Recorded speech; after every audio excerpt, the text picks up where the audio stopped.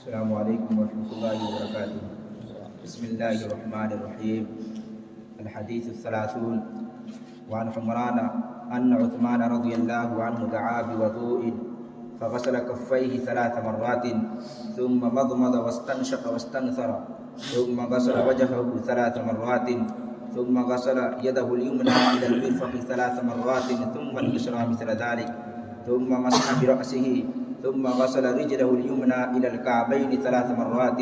ثم اليسرى مثل ذلك ثم قال رأيت رسول الله صلى الله عليه وسلم توضأ نحو وضوئي هذا. متفق عليه. بسم الله الرحمن الرحيم. الحمد لله رب العالمين والصلاة والسلام على سيد الأنبياء والمرسلين وعلى آله وأصحابه أجمعين ومن تبعهم بإحسان إلى يوم الدين وبعد. عزیز طلباء، ایک بار پھر بلوغ المرام کی احادیثوں کی طرف لوٹتے ہوئے کتاب باب الوضو سے متعلق یہ دوسری حدیث ہے. اس حدیث کو حضرت عثمان ابن عفان رضی اللہ تعالی عنہ نے روایت کیا ہے. اس حدیث میں وضو کرنے کی پوری کیفیت بیان فرمائی ہے، اور آپ دیکھیں گے کہ اس حدیث کے اندر رسول اللہ صلی اللہ علیہ وسلم نے ہمیں سنت کے مطابق وضو کرنے کا جو شرعی طریقہ ہے اس طریقے کو بیان فرمایا ہے. اس سے پہلے اس حدیث کے راوی میں حضرت حمران ابن ابان، یہ جو حضرت عثمان ابن عفان رضی اللہ تعالیٰ عنہ کے غلام تھے، آزاد کردہ غلام تھے. حضرت خالد ابن ولید رضی اللہ تعالیٰ عنہ نے ان کو کسی غزوے میں، حضرت ابوبکر صدیق کے دور خلافت کا یہ معاملہ ہے، کسی غزوے میں ان کو گرفتار کیا اور وہاں سے مدینہ لائے. مدینہ لانے کے بعد حضرت عثمان کی خدمت میں بحیثیت غلام کے پیش کر دیا. حضرت عثمان غنی رضی اللہ تعالیٰ عنہ نے بعد میں جب انہوں نے اسلام قبول کر لیا تو ان کو آزاد کر دیا. حمران ابن ابان ان کا پورا نام ہے. یہ اس حدیث کے راوی ہیں. بیان کرتے ہیں کہ حضرت عثمان غنی رضی اللہ تعالی عنہ نے وضو کر کے عملی طور پہ یہ بتایا. حضرت عثمان کے بارے میں آپ کو معلوم ہے کہ یہ تیسرے خلیفہ راشد ہیں. مکے میں انہوں نے بہت پہلے اسلام قبول کیا، اور ان کی 2 بڑی خصوصیات میں سے پہلی خصوصیت تو یہ ہے کہ اللہ کے نبی صلی اللہ علیہ وسلم کی 2 صاحبزادیاں رقیہ اور ام کلثوم کے ساتھ یکے بعد دیگرے ان کی شادی ہوئی، ان کا نکاح ہوا. اس لیے ان کو ذو النورین بھی کہا جاتا ہے، ذو النورین. اور دوسری بڑی خصوصیت یہ ہے کہ یہ اسلام میں بحیثیت حاکم وقت یہ سب سے پہلے شہید ہیں. سن 35 ہجری میں 18 ذی الحجہ کی تاریخ تھی اور جمعہ کا دن تھا، جب بلوائیوں نے، خوارج نے، اس زمانے میں عبداللہ ابن سبا کے ماننے والوں نے ان کو ان کے گھر پہ محاصرہ کر کے شہید کر دیا۔ اس وقت جیسا کہ ان کی سیرت میں لکھا گیا کہ یہ قرآن مجید کی تلاوت میں مشغول تھے، ظلماً ان کو شہید کیا گیا۔ اللہ رب العالمین ان کے درجات کو بلند فرمائے۔ حضرت عثمان غنی رضی اللہ تعالی عنہ اس حدیث کو بیان فرماتے ہیں کہ انہوں نے وضو کا پانی طلب کیا اپنے غلام حمران سے، اور وضو کا عملی طریقہ بتایا، وضو کو کر کے سامنے بتایا کیسے وضو کی جاتی ہے۔ آپ دیکھیے اس حدیث میں فغسل کفیہ 3 مرات، پہلا عمل یہ کہ دونوں ہاتھوں کو، دونوں ہتھیلیوں کو 3 مرتبہ دھلنا ہے۔ کفی، کف کا اطلاق آپ جانتے ہیں کہ اس ہڈی کی اس جوڑ تک جو ہے اس کو عربی میں کف بولتے ہیں۔ ثم مزمزہ، پھر اس کے بعد آپ کو کلی کرنا ہے۔ مزمزہ عربی زبان میں کا یہ لفظ ہے مزمزہ، اور اس کا معنی بیان کیا ہے اہل لغت نے کہ المزمزۃ ہوا تحریک الماء فی الفم، پانی کو منہ میں ڈال کر کے اور اس کو حرکت دینا، منہ میں اس کو ہلانا زبان کے ذریعے سے، اس کو مزمزہ کہتے ہیں۔ تو پانی منہ میں ڈال کر کے، جس کو ہم لوگ اردو میں کلی کرنا کہتے ہیں، تو پھر کلی کرنا ہے۔ پھر اس کے بعد تیسرا عمل ہے استنشاق واستنشق۔ استنشاق کے معنی آتے ہیں ادخال الماء فی الانف وجذبہ الی الداخل، یہ 2 چیزیں اس کے معنی میں داخل ہیں، یعنی پانی کو ناک میں ڈالنا ہے اور ڈالنے کے بعد سانس کے ذریعے اس کو اندر کی طرف کھینچنا ہے، یہ بھی اس کے معنی میں داخل ہے، استنشاق کے معنی میں، تاکہ پانی اندر تک، ناک کے اندرونی حصے تک پانی پہنچ جائے، اس کو عربی میں کہتے ہیں استنشاق۔ تو کلی کیا اور پھر اس کے بعد ناک میں پانی ڈالا اور اس کو اندر کی طرف کھینچا، واستنثرا۔ اور تیسرا عمل اس تعلق سے یہ کہ استنثار، یعنی اس پانی کو بائیں ہاتھ سے پکڑ کر کے، ناک کو بائیں ہاتھ سے پکڑ کر کے اس پانی کو باہر نکالا۔ استنثار کے معنی آتے ہیں اخراج الماء من الانف،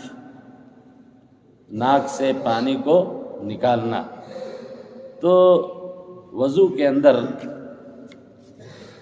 ہاتھ دھلنے کے بعد یہ جو عمل ہے، پہلے کلی کرنا،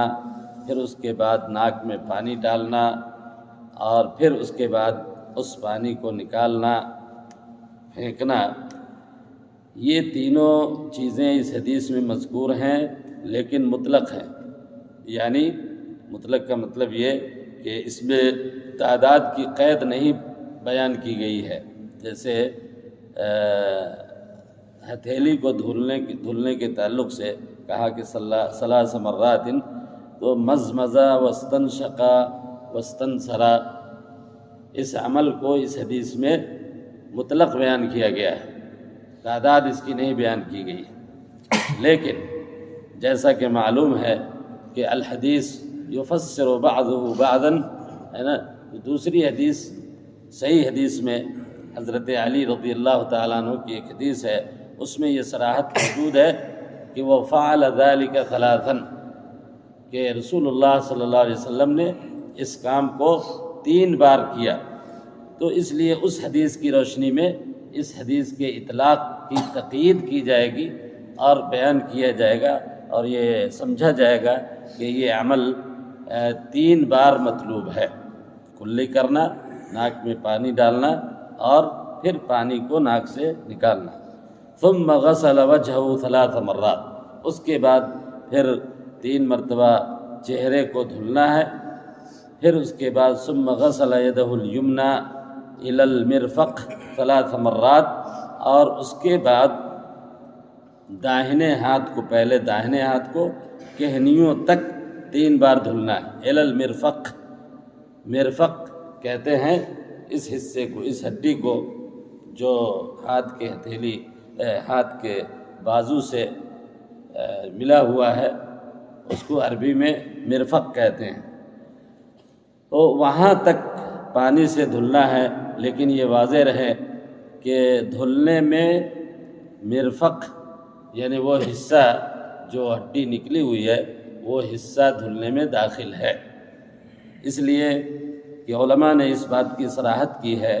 کہ یہاں پہ الا اس حدیث کے اندر مع کے معنی میں ہے۔ عربی زبان میں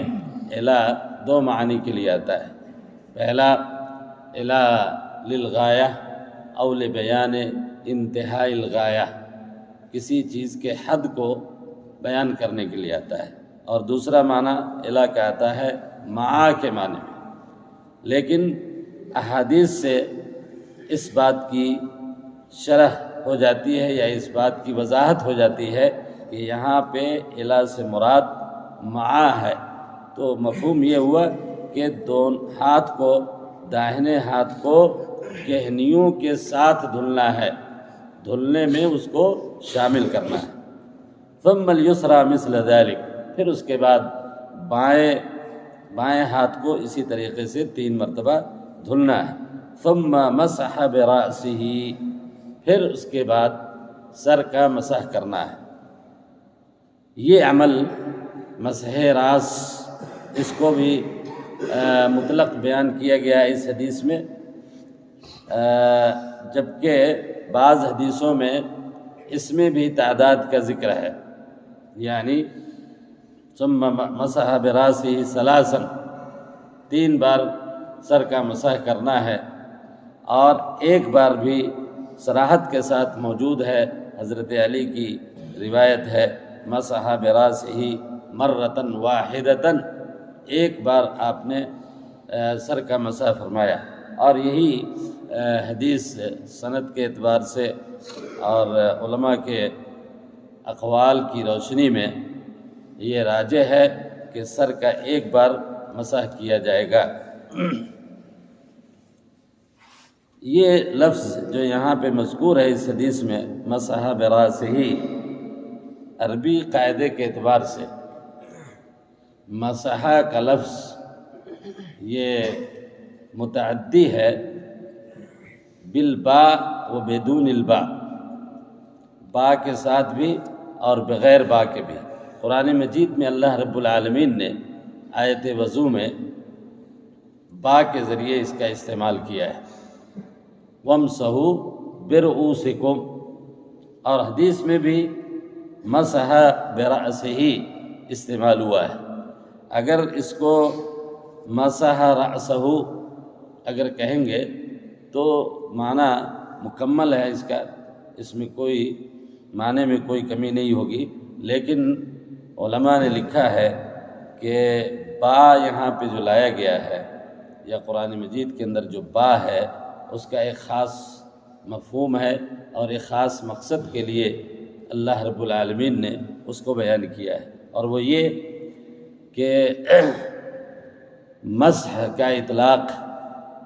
مسح جب مطلق بولا جائے تو اس کے اندر 2 چیزیں داخل ہیں۔ ایک تو پانی کو ہاتھ میں لے کر یا پانی سے ہاتھ کو بھگو کر کسی چیز کو چھونا، اور مطلق ہاتھ سے کسی چیز کو چھونا بغیر ہاتھ کو تر کیے ہوئے، یہ دونوں چیزیں ہیں اس کے اندر۔ لیکن جب ہم غسل بولتے ہیں تو غسل کے اندر پانی کا ہونا لازم ہوتا ہے۔ یہاں پہ اگر مطلق کہا جائے کہ مسح رأسہ، اور اگر کوئی آدمی بغیر پانی ہاتھ میں لیے ہوئے یا ہاتھ کو تر کیے ہوئے اگر سر پہ پھیر لے تو عربی لغت کے اعتبار سے یہ معنی صحیح ہو جائے گا، ہے نا؟ اس لیے اس کے اندر با کا اضافہ کیا گیا، اور اشارہ اس بات کی طرف ہے اس سے کہ مسح بالماء راسہ، مسح بالماء راسہ، یعنی ہاتھ میں پانی لے کر اور اس کے بعد سر کا اس سے مسح کرنا ہے۔ مسح راس کے بعد پھر بیان فرمایا کہ ثم غسل رجلہ الیمنی الی الکعبین 3 مرات، کہ داہنے پاؤں کو دونوں ٹخنوں تک 3 بار دھلنا ہے۔ ثم الیسری مثل ذلک، پھر اس کے بعد بائیں پیر کو اسی طریقے سے کرنا ہے، اور پھر اس کے بعد وضو جو ہے نا اس طریقے سے مکمل ہو جاتا ہے۔ عزیز طلبہ، وضو کی جو کیفیت اس حدیث میں بیان کی گئی ہے، اس کو ہم کہہ سکتے ہیں کہ اجمالی طور پہ ہمیں سب سے پہلے 3 بار اپنے ہاتھوں کو، کلائیوں کو دھلنا ہے، اس کے بعد 3 بار کلی کرنا ہے، 3 بار ناک میں پانی ڈال کر اس کو خارج کرنا ہے، صاف کرنا ہے، پھر اس کے بعد 3 بار چہرے کو دھلنا ہے، اور اس کے بعد داہنے ہاتھ کو کہنیوں تک 3 بار دھلنا ہے، اور پھر بائیں ہاتھ کو اسی طریقے سے دھلنا ہے، اور پھر اس کے بعد 1 بار سر کا مسح کرنا، اور پھر اس کے بعد داہنے پاؤں کو ٹخنوں تک 3 بار دھلنا ہے، اور پھر بائیں پاؤں کو۔ یہ ہے وضو کا وہ طریقہ جو اس صحیح حدیث میں، متفق علیہ حدیث میں بیان کیا گیا ہے، اور اسی پہ ہمارا عمل ہے، اور اسی پہ عمل ہونا چاہیے۔ اس حدیث سے 2 باتیں اضافی طور پہ سمجھ میں آتی ہیں۔ پہلی چیز یہ کہ اعضائے وضو میں ترتیب ہونا چاہیے، یعنی پہلے ہاتھ دھلنا ہے، پھر کلی کرنا ہے، پھر ناک میں پانی ڈالنا ہے۔ واو کا استعمال ہوا ہے، اور بعض احادیث میں ثم کا استعمال کیا گیا ہے، اور یہ دونوں ترتیب کے لیے آتے ہیں۔ اس لیے علماء کرام نے یہ بیان کیا کہ اعضائے وضو کے اندر ترتیب ہونا چاہیے، لیکن یہ ترتیب واجب اور ضروری نہیں ہے، یہ سنت ہے۔ اگر کوئی شخص اعضائے وضو کو دھلنے میں ترتیب کے خلاف اگر وضو کر لیتا ہے تو اس کا وضو ہو جائے گا، اس میں کوئی حرج نہیں ہے، لیکن سنت طریقہ یہ ہے کہ ترتیب کے ساتھ وضو کیا جائے۔ نمبر 2، دوسری چیز جو اس حدیث سے معلوم ہوئی وہ ہے تسلیس، یعنی اعضائے وضو کو 3 بار دھلنا ہے، اور یہ تسلیس بھی واجب اور فرض اور ضروری نہیں ہے، بلکہ یہ سنت ہے، اس لیے کہ دوسری احادیث سے یہ ثابت ہے کہ رسول اللہ صلی اللہ علیہ وسلم نے اپنے اعضائے وضو کو 2 مرتبہ بھی دھلا، اور کبھی 1 بار بھی دھلا، اور فرمایا کہ لا يقبل اللہ الصلاۃ بدون ھذا، یعنی اس کے بغیر اللہ تعالیٰ نماز کو قبول نہیں کرتا۔ تو اس لیے اگر کوئی شخص اعضائے وضو کو دھلنے میں 3 بار نہیں دھلتا، 2 بار دھلتا ہے، یا صرف 1 بار دھلتا ہے، یہ بھی اس کے لیے کافی ہے۔ اسی طریقے سے کسی عضو کو 3 بار دھل لے، کسی کو 2 بار دھلے، اور کسی کو 1 بار دھلے، یہ بھی وضو، اس طرح سے بھی وضو اگر کرتا ہے تو وضو ہو جائے گا، اس میں کوئی نقص یا کوئی کمی نہیں ہوگی، اور اس سے نماز کی صحت پہ کوئی فرق نہیں پڑے گا۔ اخیر میں حضرت عثمان غنی رضی اللہ تعالیٰ عنہ نے جب اس حدیث کو بیان فرمایا تو کہا کہ رأیت رسول اللہ صلی اللہ علیہ وسلم توضأ نحو وضوئی ھذا، میں نے رسول اللہ صلی اللہ علیہ وسلم کو دیکھا کہ آپ نے اسی طریقے سے جیسے میں نے وضو کر کے بتایا ہے، اسی طریقے سے آپ نے وضو کیا۔ اس جملے سے یہ معلوم ہوا کہ یہ عمل رسول اللہ صلی اللہ علیہ وسلم سے ثابت ہے، اور اس کو عملی طور پہ حضرت عثمان رضی اللہ تعالیٰ عنہ نے کر کے دکھایا۔ وصلی اللہ تعالی علی نبینا محمد وعلی آلہ وصحبہ وسلم۔ عزیز طلباء،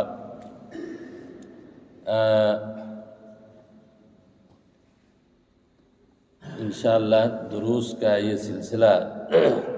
بلوغ المرام کے حدیثوں کے تعلق سے بہت اختصار کے ساتھ انشاءاللہ جاری رہے گا، لیکن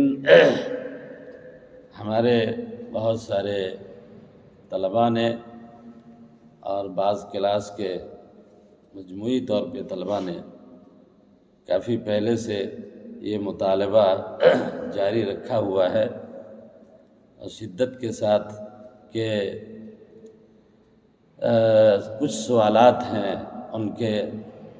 جن کے جوابات کے لیے وقت جو ہے نا رکھا جائے۔ حقیقت یہ ہے کہ سوالات کے جوابات دینا، اس کے لیے جس علمی صلاحیت کی ضرورت ہوتی ہے اور یہ جس بڑے خطیر امر کا یہ متقاضی ہے، اس کے لیے میں ذہنی طور پہ تیار نہیں ہو رہا تھا اور اس لیے یہ معاملہ مؤخر ہوتا رہا، لیکن بعد میں یہ بات سمجھ میں آئی کہ ہمارے نوجوانوں کے ذہنوں میں جو سوالات ہیں، اور خاص طور پہ موجودہ دور کے اندر ہے نا، زمانے کے بدلتے ہوئے حالات اور بدلتی ہوئی چیزوں کے پیش نظر جو سوالات ہیں بچوں کے ذہن میں، نوجوانوں کے ذہن میں، ان سوالات کے جوابات کا اہتمام نہ کیے جانے کی وجہ سے یہ نوجوان ایسی جگہوں پہ ان سوالات کے لیے رجوع کر رہے ہیں جو لوگ ان سوالات کو لے کر اور ان کے الٹے سیدھے جوابات دے کر بہت ساری خرابیوں کو جنم دے رہے ہیں۔ آپ دیکھتے ہوں گے اور مجھے بتایا گیا ہے کہ میڈیا میں، سوشل میڈیا میں کچھ لوگ ایسے کھڑے ہو گئے ہیں جن کو یوتھ کلب یا بردرس کے نام سے جانا جاتا ہے نا، وہ باضابطہ سوال کی مجلس قائم کرتے ہیں، لائیو نشر کرتے ہیں، آنسر کوشچن دین سے متعلق۔ تو دنیا سے متعلق کریں، کوئی حرج نہیں، وہ کرتے رہیں، لیکن دین سے متعلق، مسائل سے متعلق اس طرح کی چیزیں وہ کر رہے ہیں اور وہ خود دین سے ناواقف ہوتے ہیں، بلکہ یہ بتایا گیا کہ وہ قرآن مجید بھی صحیح سے پڑھنا نہیں جانتے ہے نا، اور بڑی بڑی مجلسوں کا اہتمام کرتے ہیں اور اس میں سوالات لیے جاتے ہیں اور الٹے سیدھے جوابات دیے جاتے ہیں، اور جس کی وجہ سے اسلام کی غلط تعبیرات، غلط چیزیں جو ہے نا پھیل رہی ہیں نوجوانوں میں۔ تو ان چیزوں کو پیش نظر رکھتے ہوئے یہ وقت کا تقاضا ہے، اور میں یہ کہوں گا کہ علماء کرام نے چونکہ اس کام کو چھوڑ دیا ہے نا، جو اہل علماء کرام تھے، دعات تھے، انہوں نے اس کے لیے وقت نہیں رکھا، وقت نہیں نکالا، تو اب ظاہر ہے کہ وہ سوالات لے کر کے لوگ جو ہے نا غلط جگہوں پہ چلے گئے اور وہاں سے ان کو غلط گائیڈ لائن مل رہا ہے۔ تو ضرورت اس بات کی ہے کہ جامعہ امام ابن تیمیہ یا دوسرے جو بڑے ادارے ہیں، ان کے جو بڑے اساتذہ کرام ہیں ماشاءاللہ، وہ اس طرح کی چیزوں کا اہتمام ان کو کرنا چاہیے۔ معاشرے میں جو نوجوان دین کی طرف راغب ہو رہے ہیں، ان کو بہت سارے مسائل نہیں معلوم ہیں، ان کے ذہنوں میں بہت سارے خدشات ہیں، اسلام کے تعلق سے بہت سارے مسائل ہیں جو ان کو پریشان کیے ہوئے ہیں، تو ان کے جوابات ان کو ملنے چاہیے تھے۔ تو ان تمام چیزوں کو پیش نظر رکھتے ہوئے یہ طے کیا کہ انشاءاللہ ایک دن ہے نا، اور وہ دن بدھ کا دن ہوگا، 4 دنوں تک یہ حدیث کا درس ہوگا، اور آخری جو بدھ کا دن ہوگا اس دن انشاءاللہ سوال کچھ آپ کے لیے جائیں گے وقت کے حساب سے، 1-2 سوالات اور ان کے جوابات کی دینے کی انشاءاللہ کوشش کی جائے گی۔ صلی اللہ علیہ وسلم۔